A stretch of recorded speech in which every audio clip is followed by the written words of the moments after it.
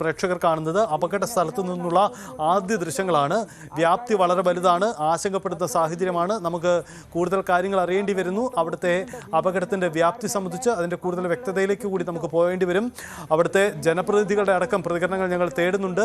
എന്താണ് സംഭവിച്ചത്, എന്താണ് ഇപ്പോൾ നടക്കുന്നത്, എത്ര കണ്ട് വലിയ വ്യാപ്തിയാണ്. ദൃശ്യങ്ങൾ നമുക്ക് കാണാം. ടാർപോളിൻ ഷീറ്റുകളടക്കം അവിടെ ഈ തുരങ്ക പ്രവർത്തനത്തിന് വേണ്ടി മണ്ണ് ഒരു ഭാഗം മാറ്റി പിന്നീട് അവിടേക്ക് തുരന്നു കയറാനായിരിക്കണം ശ്രമം. അത്തരം പ്രവർത്തനങ്ങളാണ് നടന്നിരുന്നത്. ആ പ്രവർത്തനങ്ങൾ നടക്കുന്നതിന്റെ ഇടയിലാണ് വീണ്ടും മണ്ണിടിഞ്ഞ് വീഴുന്നത്. രഞ്ജിത്ത് രാമചന്ദ്രനുണ്ട്. രഞ്ജിത്ത്, എത്ര വലിയ അപകടവും വ്യാപ്തിയും അവിടെ ഉണ്ടായെന്നാണ് നമുക്ക് ആദ്യ വിവരങ്ങൾ എങ്ങനെയാണ് ലഭ്യമാവുന്നത്? തീർച്ചയായും ഈ കള്ളാടിയിലെ മീനാക്ഷി പാലത്തിന് സമീപമാണ് സൈത്ത് ഈ മണ്ണിടിച്ചിൽ ഉണ്ടായിരിക്കുന്നത്. കഴിഞ്ഞ 2 ദിവസമായി ഈ പ്രദേശത്ത് കനത്ത മഴ റിപ്പോർട്ട് ചെയ്യുന്നുണ്ട്. ഇപ്പോൾ നമുക്ക് ലഭിക്കുന്ന ഏറ്റവും പുതിയ വിവരമനുസരിച്ച് ഒരാളെ രക്ഷപ്പെടുത്തി എന്നുള്ളതാണ്. 4ഓളം പേർ ഈ പാലത്തിന്റെ നിർമ്മാണവുമായി ബന്ധപ്പെട്ട് അവിടെ ജോലി ചെയ്യുന്നുണ്ടായിരുന്നു. അവരിൽ 3 പേർ കുടുങ്ങി കിടക്കുന്നു എന്നാണ്. പക്ഷെ നമുക്ക് അതിന്റെ കണക്കൊന്നും കൃത്യമല്ല. ഇതിൽ ഒരാളെ രക്ഷപ്പെടുത്തി എന്നുള്ള വിവരമാണ് പുറത്തു വരുന്നത്. NDRF സംഘം ഇപ്പോൾ സ്ഥലത്തേക്ക് പുറപ്പെട്ടിട്ടുണ്ട്. മന്ത്രി ടി സിദ്ദിഖ് അതിനുള്ള നിർദ്ദേശം നൽകിയ ഒരു പശ്ചാത്തലം കൂടി ഇതിനോട് ചേർത്ത് വെക്കണം.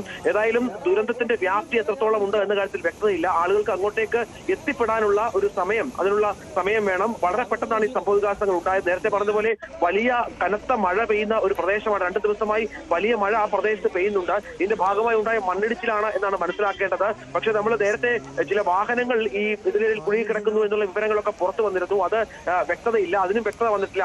അതിലേക്കും പരിശോധനകൾ ഇപ്പോൾ പോകുന്നുണ്ട്. റോഡിലേക്ക് എന്തായാലും ഈ പ്രദേശത്ത് മണ്ണിടിഞ്ഞിട്ടുണ്ട്. ഇവിടെ വാഹന ഗതാഗതം പൂർണ്ണമായും തടസ്സപ്പെടുകയും വാഹനങ്ങൾ പല സ്ഥലങ്ങളിലും യാത്ര അവസാനിപ്പിച്ച് നിർത്തേണ്ട ഒരു സാഹചര്യമൊക്കെ നമുക്ക് ദൃശ്യങ്ങളിൽ കാണാം. ഏതായാലും ഒരാളെ രക്ഷപ്പെടുത്തി എന്നുള്ളതാണ് നമുക്ക് ലഭിക്കുന്ന വിവരം. സമീപത്ത് ഈ കടമുറികളൊക്കെ ഉള്ള ഒരു പ്രദേശമാണിത്.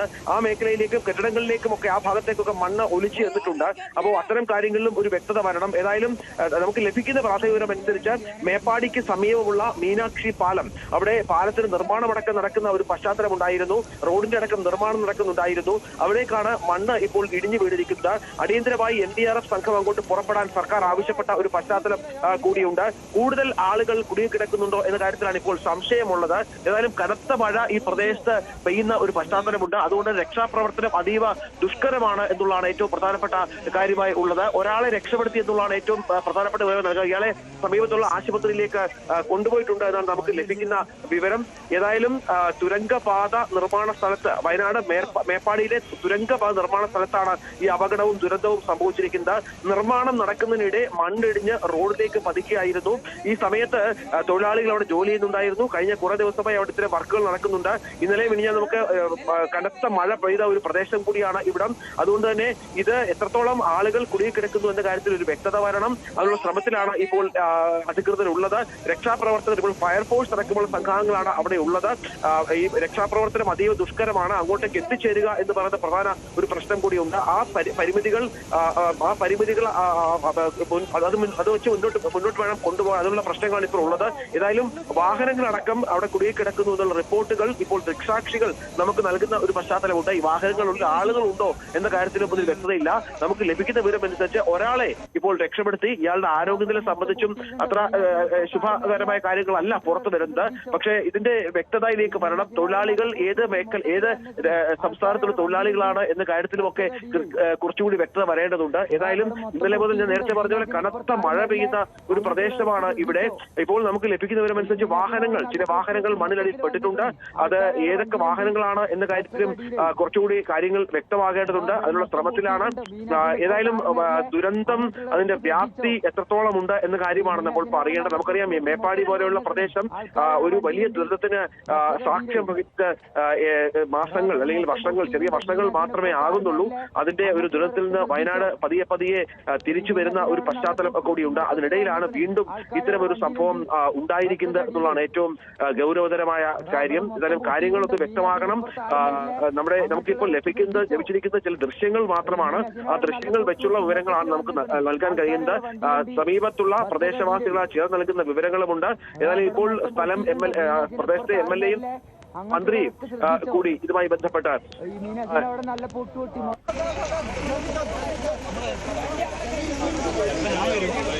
വലിയ വ്യാപ്തിയിലുള്ള വലിയ അപകടമാണോ? ഈ അപകടത്തിന്റെ വ്യാപ്തി എത്രമാത്രം എന്നതിൽ വ്യക്തത ഉണ്ടാവണം.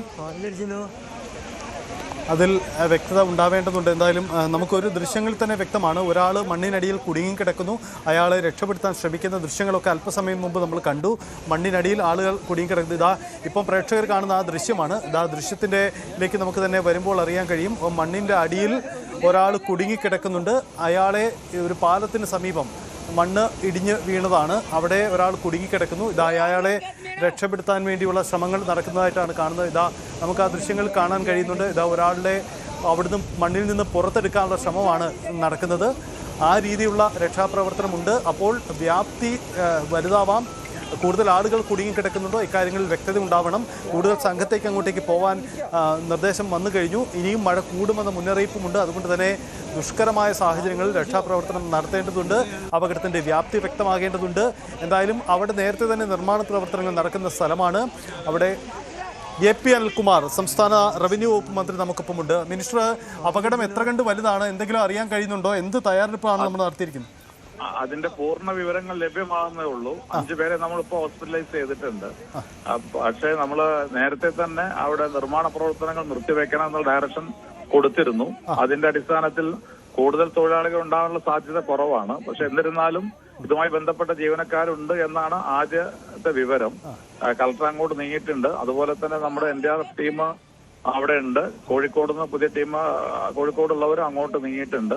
ട്രാഫിക് ഇത്തിരി ബ്ലോക്കാണ്, അതുകൊണ്ട് എത്തിച്ചേരാനുള്ള അല്പ താമസമുണ്ട്. ഏതായാലും എല്ലാ കാര്യങ്ങളും വളരെ പെട്ടെന്ന് തന്നെ ചെയ്യാനുള്ള നിർദ്ദേശം നൽകിയിട്ടുണ്ട്. ഓക്കെ, ഇത് മിനിസ്റ്ററിന് കിട്ടുന്ന ആദ്യ വിവരം അനുസരിച്ച് ഒരു പ്രദേശത്തെ മണ്ണ് ഇടിഞ്ഞു വീഴുകയാണ് ഉണ്ടായത്, അങ്ങനത്തെ വിവരം കിട്ടുന്നുണ്ടോ? അതെ, മണ്ണ് ഇടിഞ്ഞു വീണിരിക്കുകയാണ്. ഓക്കെ. അപ്പം ഈ നിർമ്മാണ സ്ഥലത്തെ വാഹനങ്ങളും ആളുകളും ഒക്കെ അതിന് കുടുങ്ങി പോകാനുള്ള സാധ്യതയുണ്ട് അല്ലേ?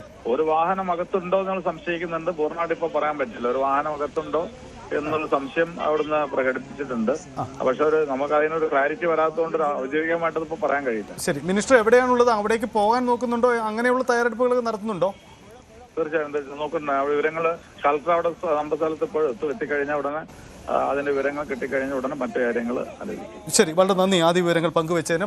സംസ്ഥാന റവന്യൂ വകുപ്പ് മന്ത്രി ശ്രീ AP അനിൽകുമാറാണ് വിവരങ്ങൾ പങ്കുവച്ചത്. സർക്കാരിൻ്റെ വിവരത്തിൽ ശ്രദ്ധയിൽ കിട്ടിയ ആദ്യ വിവരങ്ങളാണ് അദ്ദേഹം പങ്കുവച്ചത്. കളക്ടർ അവിടേക്ക് എത്തുകയാണ്. അതിനു മുമ്പുള്ള ദൃശ്യങ്ങളടക്കമാണ് നമ്മൾ പ്രേക്ഷകരുമായി പങ്കുവച്ചത്. എന്തായാലും സർക്കാർ വേഗത്തിൽ അവിടെ തയ്യാറെടുപ്പുകൾ, ഒരുക്കങ്ങൾ, അവിടുത്തെ രക്ഷാപ്രവർത്തനങ്ങൾ നടത്തുകയാണ്. നേരത്തെ തന്നെ അവിടെ നിർമ്മാണ പ്രവർത്തനങ്ങൾ നിർത്തിവെക്കണമെന്ന് നിർദ്ദേശമുണ്ടായിരുന്നു. അതുകൊണ്ട് തന്നെ കൂടുതൽ ആളുകൾ കുടുങ്ങിപ്പോകാൻ സാധ്യതയില്ലെന്നാണ് മന്ത്രി പ്രതീക്ഷ പങ്കുവയ്ക്കുന്നത്. എന്താണ് സാഹചര്യമെന്ന വിവരം കൂടി നമുക്ക് ലഭ്യമാവേണ്ടതുണ്ട്. എന്തായാലും അവിടുത്തെ സാഹചര്യങ്ങൾ വരുന്നു. അവിടെ നിന്നുള്ള ചില പ്രതികരണങ്ങൾ കൂടി നമുക്ക് ഉടൻ തന്നെ പ്രേക്ഷകരിലേക്ക് എത്തിക്കാൻ കഴിയും.